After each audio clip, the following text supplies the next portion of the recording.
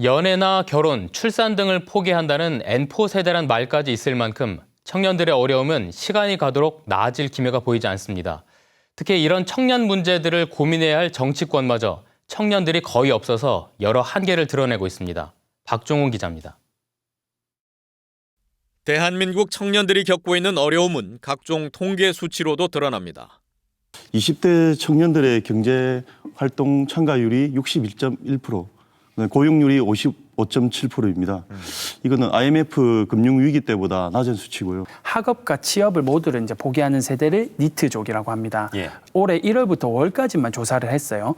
했는데도 불구하고 벌써 53만 명, 54만 명 정도가 되는 청년들이 이 니트족에 포함이 되어 있습니다. 심각한 청년 문제 해결에 앞장서야 할 정치권의 상황은 어떨까? 새롭게 출범한 21대 국회에서 2030 청년 의원은 전체 300명의 현역 의원 중 고작 4%인 13명이 전부. 경남도 내 지방의회 역시 마찬가지로 도의원은 전체 57명 중 불과 3명, 18개 시군에선 단 한 명의 청년 의원조차 없는 지역이 13곳이나 됩니다. 우리나라 전체 유권자의 30%대에 달하는 2030 청년 세대의 목소리를 제대로 대변하기엔 불가능에 가깝고 그래서 기형적인 대의민주주의라는 지적까지 나오는 이유입니다.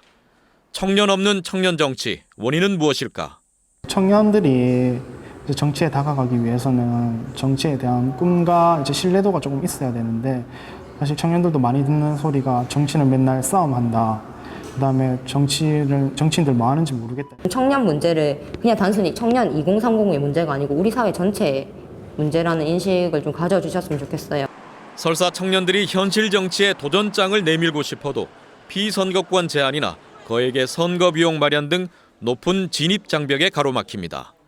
선거철이면 여야 가릴 것 없이 구조적인 청년 문제를 해결하겠다고 부산을 떨지만 속 시원한 해결책 없이 이내 사그라드는 게 현실.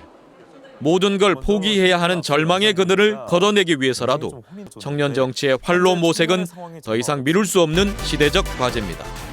MBC 뉴스 박종웅입니다.